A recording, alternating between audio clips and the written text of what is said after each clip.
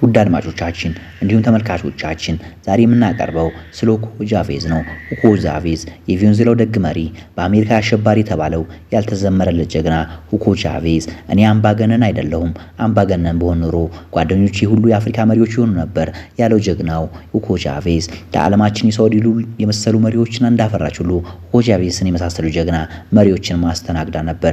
ዓለማችን በርካታ አስገራሚ ቀልደኞችና ባለራዕዮች፣ ሀገር ወዳዶች፣ ፋሺስቶች ለህዝብ ኑሩና የተለያዩ አይነት ባህሪ ያላቸው የተለያዩ የሀገራት መሪዎችን አፍርታ ጥቂቶቹ በመልካም መሪነታቸው ዓለም ሲዘክራቸው ገሚሶቹ ባልተፈጠሩ ተብለው ሲያልቁ የቀሩት ደግሞ መሪ እንደነበሩ እንኳን ማንም ሳያውቃቸው ስማቸው የመቃብር ስፍራቸው ላይ ብቻ ሰፍሮ ይገኛል።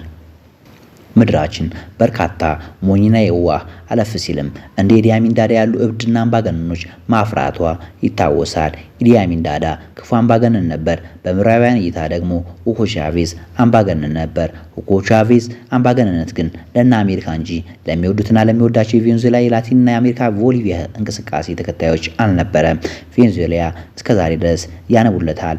እኔም ይህ ሰው ሁጎ ቻቬዝ አስገራሚ ታሪክ ያለው የቬኔዙዌላ ኢኮኖሚ በዓለም ተወዳዳሪ እንዲሆን ያደረገ ቬኔዙዌላውያን የድሆች አባት ብለው የሚጠሩት በምዕራባውያን በተጠነሰሰ ሴራ ከመንበሩ ከተሰናበተ በኋላ የቬኔዙዌላ ሕዝብ በጥቂት ቀናት ውስጥ አመጽ አስነስተው ለመንበሩ የመለሱት የነ ካስትሮ ጓደኛ የነ ቼ ጉቬራ የነ ሲሞን ቦሊቫር አድናቂ ሁጎ ቻቬዝ ለምን ዓለም ያልዘመረለት ጀግና ተባለ? ከቪዲዮ ፍጻሜ አብራችሁን ብትቆይ እውነቱም ጀግና ነበር፣ ያውም የተባረከ እንደ አፍሪካውያን መሪ ህዝቡ በህብረት ሳይሆን በፍቅር ያጨበጨበለት መሪ ማለታችሁ አይቀርም። ቻቬዝ የተወለደው በቬኔዙዌላ ሳቢኔታ ከተማ ሲሆን ጊዜውም እንደ አውሮፓውያን አቆጣጠር 1954 ነበር። ሳይንስ ምሁርም ነው። ቻቬዝ በወጣትነት ዘመኑ በወቅቱ የሀገር መሪ የነበሩት በአሜሪካን ድጋፍ የሚደረግላቸውን አምባገነን ፕሬዝዳንት ፔሬዝን ከብዙ ትግልና እንግልት በኋላ በ1997 ለሚካሄደው ምርጫ ራሳቸውን አዘጋጁ። ቻቬዝ ህዝቡን አሳመነ። ህዝቡም አምኖት ፕሬዝዳንታችን ሁን ሲል ድምጻቸውን ሰጡት። እንደ አውሮፓውያን አቆጣጠር በ1998 የቬኔዙዌላ ፕሬዝዳንት ሆነ። ቻቬዝ ስልጣን ሲይዝ ከ70 በመቶ የሚሆነው የቬኔዙዌላ መሬት 3 በመቶ የሚሆኑ ጥቂት ባለሀብቶች ብቻ ተይዞ ነበር። ይህንን በማሻሻል መሬት ለቬኔዙዌላውያን አከፋፈለ። በህዝብ ዘንድም ተወዳጅነት ቢያተርፍለትም በአሜሪካን ዘንድ ግን ጥርስ ውስጥ እንዲገባ አስችሎታል። በዚህም የተነሳ እንደ አውሮፓውያን አቆጣጠር በ2002 አሜሪካንን በጥንስሶ መፈንቅለ መንግስት ከስልጣን እንዲነሳ ቢደረግም ከቀናት በኋላ የቬኔዙዌላ ጭቁን ህዝቦች ካራካስ አደባባይን ተቆጣጥረው ቻቬዝን ወደ ስልጣን መለሱት። ቻቬዝ ወደ ስልጣን ከተመለሰም በኋላ የሀገሩን ህዝብ አላሳፈረም። በድህነት ታውቅ የነበረችው ቬኔዙዌላ ጠንካራ ኢኮኖሚ ካላቸው የዓለማችን ሀገራት ጋር አሰለፋት። በደቡብ አሜሪካ አንደኛ ነዳጅ ላኪ ሀገርም ሆነች። የህዝቡ የነፍስ ወከፍ ገቢ በ12 እጥፍ ጨመረ። ይህን ያህል በቬኔዙዌላን ጭቁን ህዝቦች ተወዳጅ ቢሆንም በወቅቱ የቡሽ አስተዳደርና ሲአይኤ አምባገነን አሸባሪ ይባል ነበር።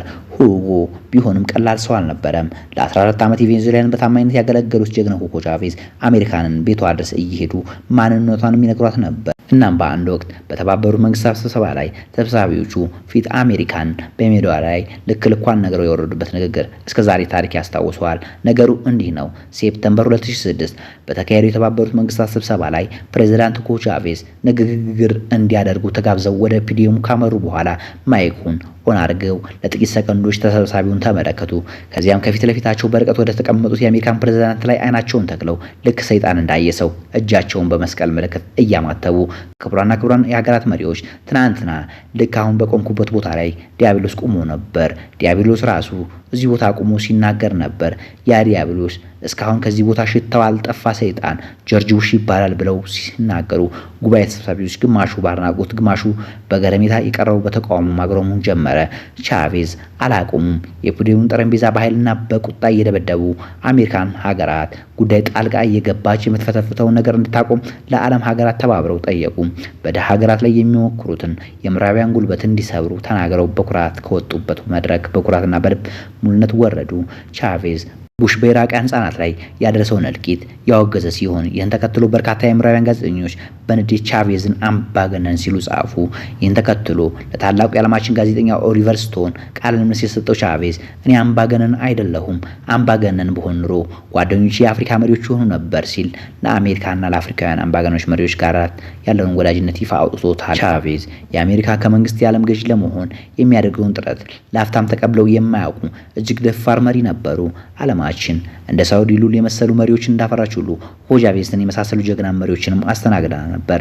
ባለፈው ዓመት ጥር ወር ላይ በወቅቱ የአሜሪካን የውጭ ጉዳይ ሚኒስትር የነበሩት አንቶኒ ብሊንከን ወደ ሳውዲ ተጉዘው ከሳውዲ ሉል መሐመድ ቢን መካከለኛ ምስራቅ በተመለከተ በተወያዩበት ወቅት መሐመድ ቢን ሳልማን ስለ ፍልስጤማውያን ግድ እንደሌለው በይፋ መናገሩ ብዙዎችን አስገርሞ ያለፈ ነገር ነበር።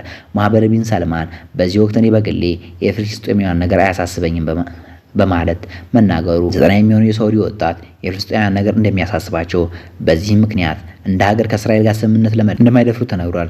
ሰውየው ይህን ሲያስረዳ አንዋር ሳዳት በኢስላሚክ ሚሊሻዎች የተገደሉት ከእስራኤል ጋር ሰላም ስምምነት በማድረጋቸው ምክንያት በመሆኑን ጠቅሶ እሱም የእስራኤል ደግፎ በተመሳሳይ ውሳኔ ላይ ቢደርስም የሳዳት ጣሪ ሊደርሰው እንደሚችል የገለጸ ምንም ሀፍረት የማይሰማው ሰው ነው።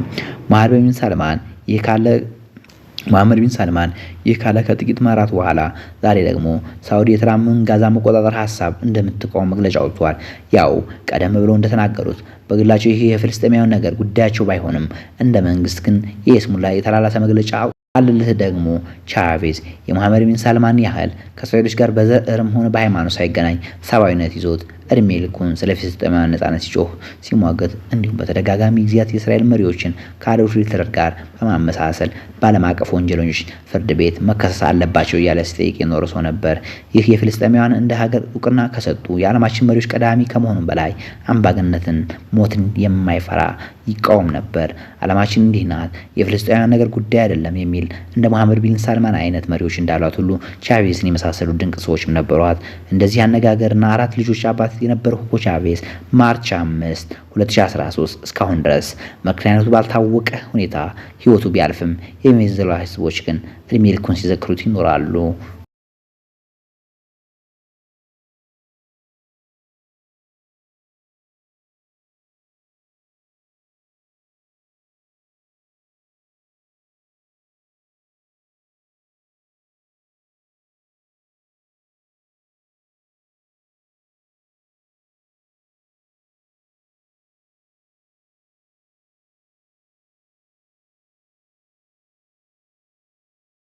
ግን ይህን በቀዳማዊ ኃይለ ሥላሴ ንጉሠ ነገሥት መንግስት ዘመን እንደ ኢትዮጵያን አቆጣጠር በ1952 ዓ.ም በተባበሩት መንግስታት ድርጅት ጠቅላላ ጉባኤ ውስን ቁጥር 390 አማካኝነት የኢትዮጵያ ኤርትራ በፌዴሬሽን እንዲዋሃዱ ከተወሰነበት ጊዜ ጀምሮ የተከናወነ ነው። ኢትዮጵያ ላይ የማሸማቀቅ ታሪክ በኤርትራ ተገንጣዮች በወገን በመሆን የተጻፈው የሰቆቃ ታሪክ ከመጽሐፉ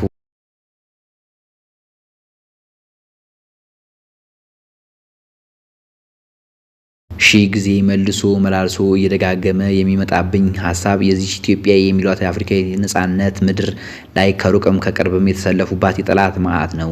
እጅግ ይገርመኛል።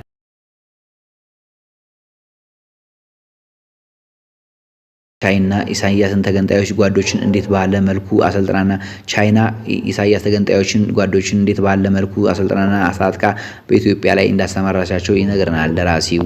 በነገራችን ላይ ደራሲው ኢሳያስ አፈወርቅን በአስመራ ሎል መኮንን ሃይስኩል እንዴት ባለ መልኩ እንደተማረ ከዚያ ወደ አዲስ አበባ የቀድሞ ኃይለ ሥላሴ ዩኒቨርሲቲ እንዴት ኢንጂነሪንግ ሊያጠና እንደመጣ እና ያንን አቋርጦ እንዴት ወደ ሱዳን ከሰላ ሂዶ ለኤርትራ ነጻነት ግንባር ኤኤልኤፍን እንደተቀላቀለ ሲነግረን ኢሳያስ አፈወርቂ በቀኝ ከትከሻው ላይ እስከተነቀሰው የሚል የኤርትራ ነጻነት ግንባር መታሰቢያ የንቅሳቱ ጭምር ነው።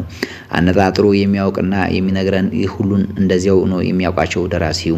ለምሳሌ ስብሐት ኤፍሬም ሲናገር የጣሊያን ሆስፒታል አስተዳዳሪ ከነበሩት አባቱ ከቃኘው ሻለቃ በሚመጡ የአሜሪካ መምህሮች ስለሚዘወረውና ስብሐት ስለተማረበት ያስመረው ሉትራን ትምህርት ቤት በአዲስ አበባ ዩኒቨርሲቲ ፋርማሲ ትምህርቱን ትቶ እንደ ሻቢያ እንደተቀላቀለ በጦር ልምምድ ወቅት በተከሰተ አጋጣሚ ስለ ረገፉት የፊጦሶቹ ጭምር እያነሳና የሚተርከው ደራሲው ስለ ሌሎችም ስለ እያንዳንዳቸው ያለው መረጃና እውቀትም የሚገርም ነው።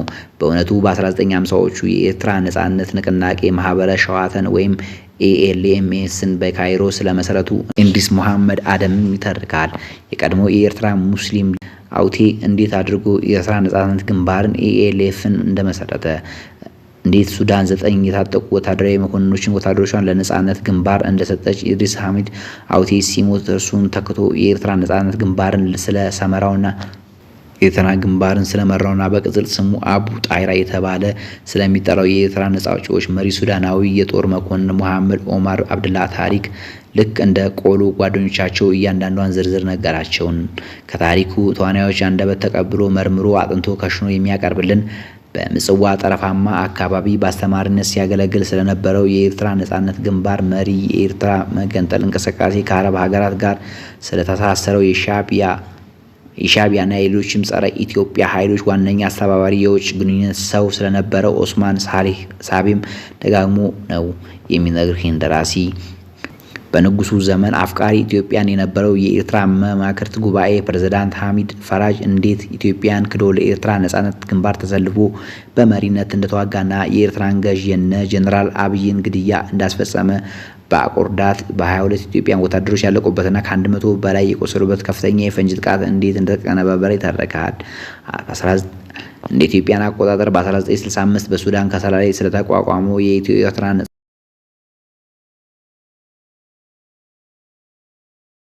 የኤርትራ ነጻነት ግንባር ላይ ምክር ቤቱ ለአልጄሪያ በፈረንሳይ ቀኝ ገዢዎች ላይ የምታካሄደው ጽንፍ የረገጠ ህዝባዊ ትጥቅ ትግል በሞዴልነት ያስቀመጠ ጸረ ኢትዮጵያ የክተት አዋጅ እንዴት እንደተላለፈ ይነግረናል። ከእስራኤል አረብ ጦርነት መፈንዳት እና በእስራኤል በምዕራብ አጋሮች አሸናፊነት መጠናቀቅ ተከትሎ የኤርትራ ተገንጣዮች በሙሉ እንዴት ፍልስጤም ህዝባዊ ግንባርን ደግፈው በጸረ ኢምፔሪያሊስት በጸረ አሜሪካንስት እና በጸረ እስራኤልነት እንደተሰለፉ እና በዚህ ያስተላለፋቸው አማካኝነት ከሩቅና ከቅርብ የአረብ ሀገራት ሊሰጣቸው ስለነበረው የገንዘብ፣ የቁሳቁስ፣ ወታደራዊ ስልጠና፣ የመሳሪያና ሌሎች ድጋፎችም ይናገራል ደራሲው። የህዝባዊ ግንባር ሻዕቢያ አመሰራረትም ልክ የፍልስጤሙ ነጻ አውጪ ህዝብ ግንባር፣ የኦማን ነጻ አውጪ ህዝባዊ ግንባር፣ የባህሬን ነጻ አውጪ ህዝባዊ ግንባር ወዘተ ተከትሎ በዚሁ አይነት መንገድ የተቋቋመ መሆኑን ያሳያል ይላል ደራሲው። የኤርትራ ነጻነት ግንባር በጸረ ኢትዮጵያና ጦርነት፣ የሽምቅ ውጊያ እና የተለያዩ የሽብር ተግባራት ላይ ተሰማርተው ህይወታቸውን ለማታርፍ የግንባሩ አባላት ቤተሰቦች የኑሮ መቆያ የሚሆን የማቋቋሚያ ፈንድ ዘርግቶ እንደነበረም ይነገራል። የሟችና የተዋጊ ቤተሰቦችን በካምፕ አስጠልሎ የሚረዳ፣ የሞተባቸውን ኃላፊነት የሚወስድ፣ አካላቸው የተጎዱትን በኑሮ የሚያስተዳድር የቱባ የገንዘብ አቅም ያለው ድርጅት ተቋቁመዋል። በኤርትራ እነዚህ ሁሉ ልክ እንደ ፍልስጤምና ሌሎች የመካከለኛው ምስራቅ አሸባሪ ድርጅቶች ለአባሎቻቸው የሚያደርጓቸው መሆናቸውን ይጠቁመናል ደራሲው።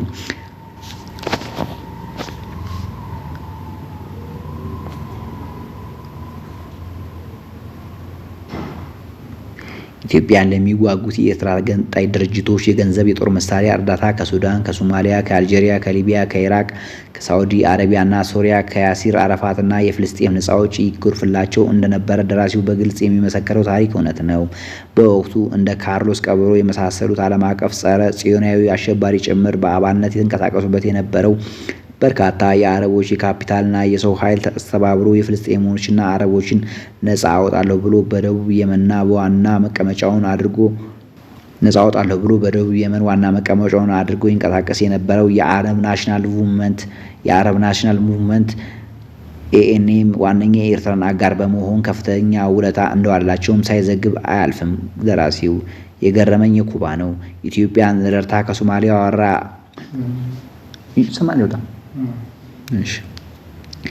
ኢትዮጵያን ረድታ ከሶማሊያ ወራ ያስጣለችው ኩባ